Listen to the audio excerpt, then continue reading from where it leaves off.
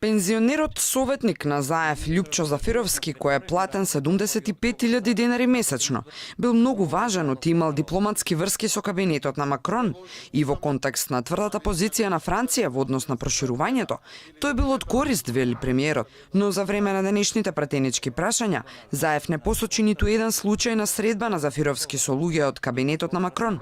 Ама каже уште нешто што предизвика реакција кај опозицијата.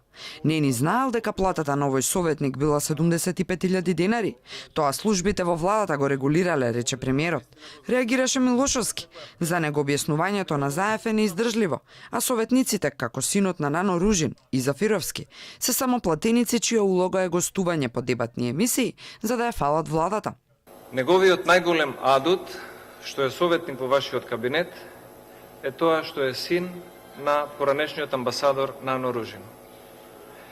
Инаку, она што гледаме што е јавно објавено од негова страна, е дека е собственик на фирма за продажба на автомобилски гуми. Доколку би биле малку посериозен во трошењето на буџетските пари, наместо него вие би ангажирале поранешната министерка Илинка Митрева.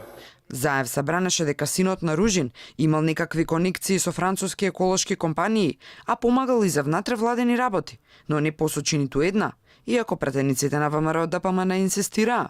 Ако има можност, би дал шанса на секој млад човек како што е на Александар Ружин. На секој. Да имам како сите тие млади што завршуват, би ги ангажирал и во кабинет, и по министерства, и во приватните фирми, и на секаде, за да може да тргне. Секој заслужува шанса да му се даде, да се вгради во општеството и да работи. Новите соработници на премиерот ја чинат државата по 90.000 денари месечно. Последно примени се Александар Ружин и Венко Андоновски. Заев има вкупно 60 советници.